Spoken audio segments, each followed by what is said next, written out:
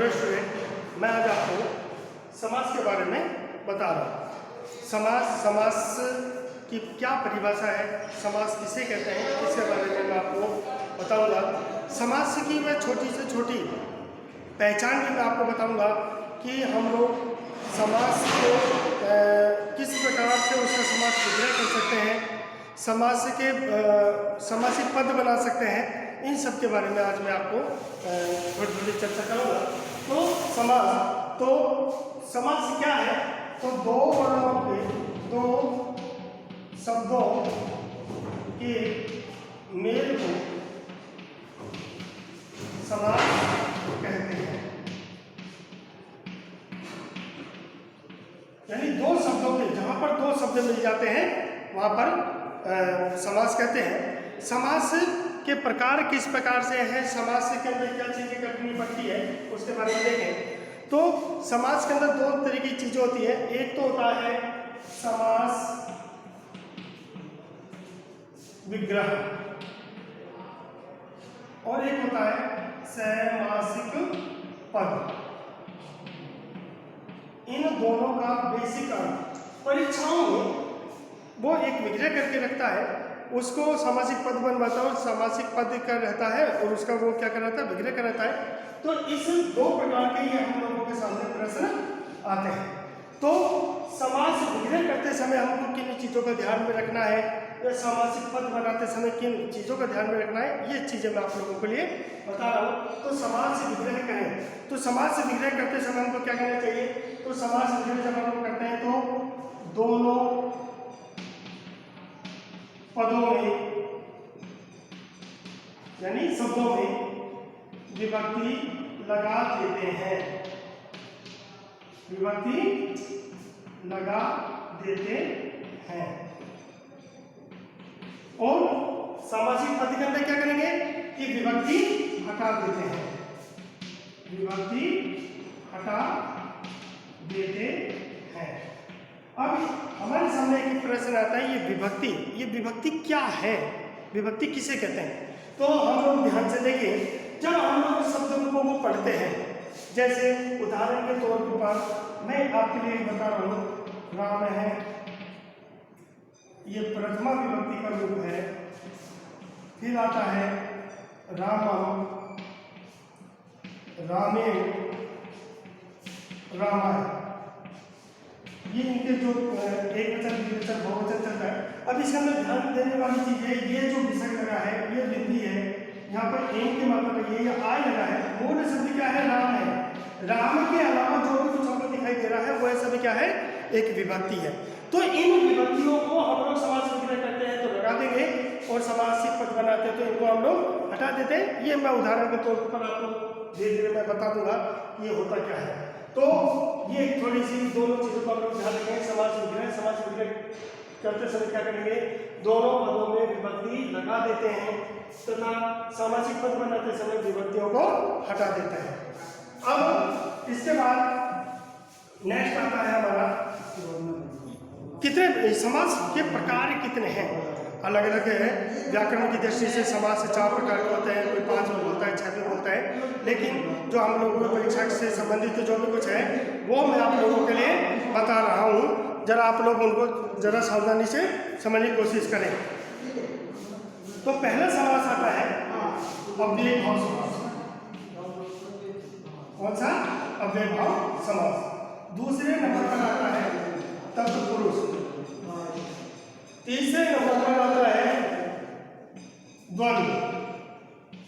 फिर द्वंद्व के बाद में एक आता है बहुव्रीहि। मूलतः ये 4 प्रकार के होते हैं। तत्पुरुष के 2 भेद अलग अलग होते हैं। उनमें एक होता है कर्मधारय और एक होता है द्विगु। ये तत्पुरुष के 2 भाग होते हैं, तो मैं उनको एक बार आप लोगों के सामने दे देता हूँ। तो एक हुआ कर्मधारय और दूसरा हुआ द्विगु। इन सभी की मैं आपको एक बार पहचान बता देता हूँ। हम लोग इनको किस प्रकार से याद रखें, तो ध्यान में रखें।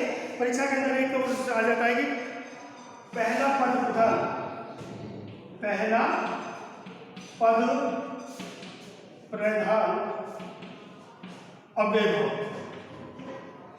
दूसरा पद प्रधान तत्पुरुष, दोनों पद प्रधान,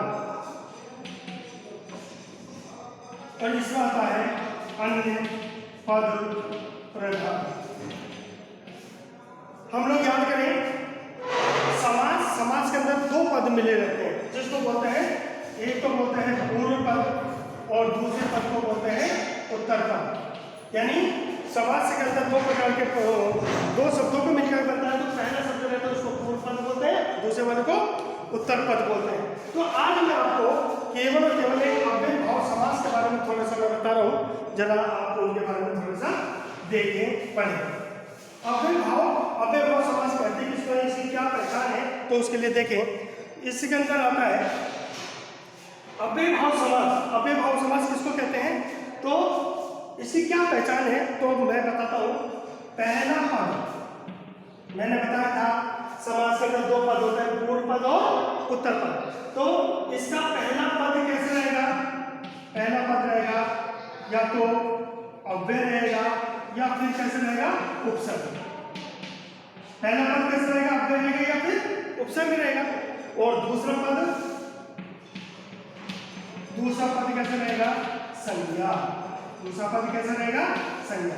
और यह हमेशा नपुंसक लिंग के अंदर ही चलता है। तो अब मैं आपको कुछ उदाहरण के द्वारा इसको प्रतिपादित करूंगा कि ये हमारा नियम सही है या नहीं है। तो पहला पद जरा सावधानी से देखें, जैसे मैंने बताया उपग्रसन, मैंने अभी आपको बताया उपग्रसन, एक शब्द मैंने यहाँ पर लिखा है। इसको देखें, अगर हम लोग अपने उसके हिसाब से चलते हैं तो पहला पद कैसे रहेगा, अव्यय या उपसर्ग।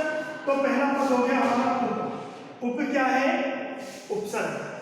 कृष्ण हमारी क्या है, एक संज्ञा है। इसका अर्थ आपको मालूम पड़ता है कि अव्यय भाव समास का उदाहरण है।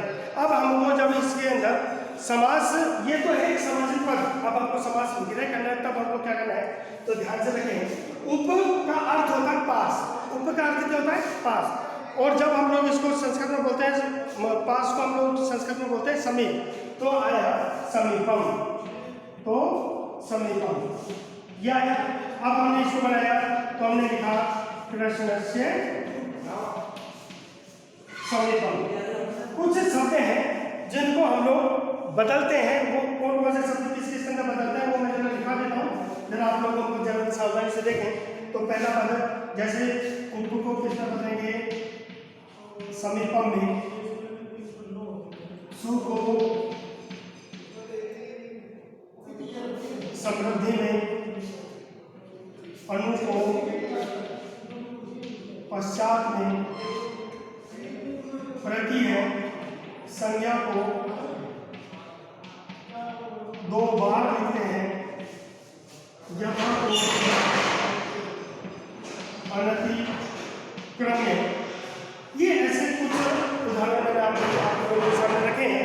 तो इनको किस तरीके से बदलते हैं, जैसे अभी देखो मैंने लिखा उपनगरम। उपनगरम का क्या बनेगा, उसको किस तरह बदलेंगे, समीपम में नगर को तो लिख लें नगरस्य समीपम। एक ये देखें संज्ञा को दो बार, प्रति, जैसे मैंने लिखा प्रत्येकम।